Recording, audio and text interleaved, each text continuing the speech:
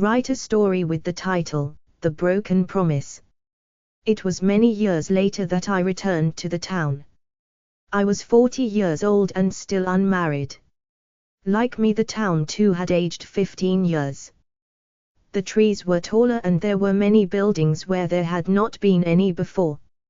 I looked about me. The drab, grey registry of marriages building still stood there. Even the new coat of paint did not make it look any brighter, at least to me. I remembered that it was at this building that all my hopes had been shattered. Agnes and I had been childhood sweethearts.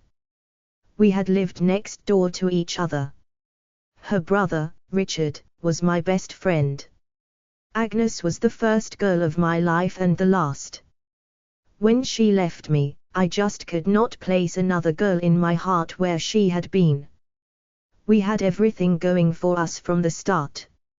Our parents did not object and we had no rivals to fight. I thought I was the luckiest man alive, for Agnes was as cheerful as the morning sun. Living with her as her husband just had to be the happiest thing in the world. Then suddenly, on the day of our registry wedding, she changed her mind. I remember the day as if it was yesterday. I was dressed in my only suit and my family was standing around me at the registry.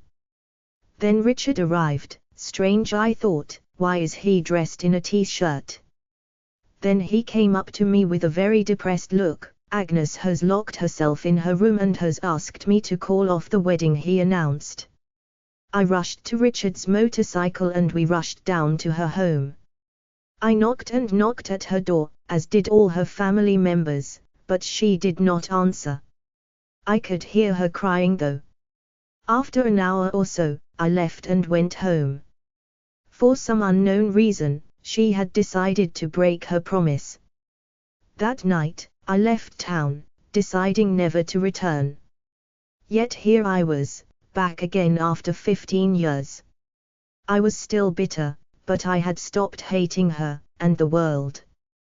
Briskly I started walking home. I was not sure if my family, or hers, still lived there. Anyway, I would know soon enough. As I reached the gate, I saw my mother hanging out the clothes to dry. I just stood and stared at her. She took a long look and suddenly recognition dawned on her. She gave a yell, "Michael has come back," and rushed into my arms. There was much crying and hugging and crying as all my family members came out. Then I felt a hand on my shoulder and turned round to face Richard. "She died, Michael," he blurted out, breaking into sobs. "What do you mean?" I shouted.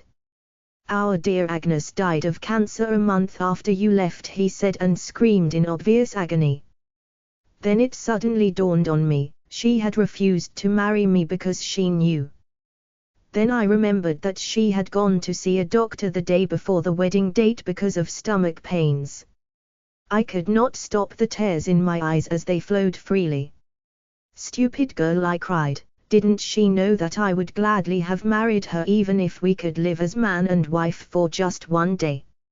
I could not stop crying and everyone joined me. I would have liked to just drop on the ground and die just then.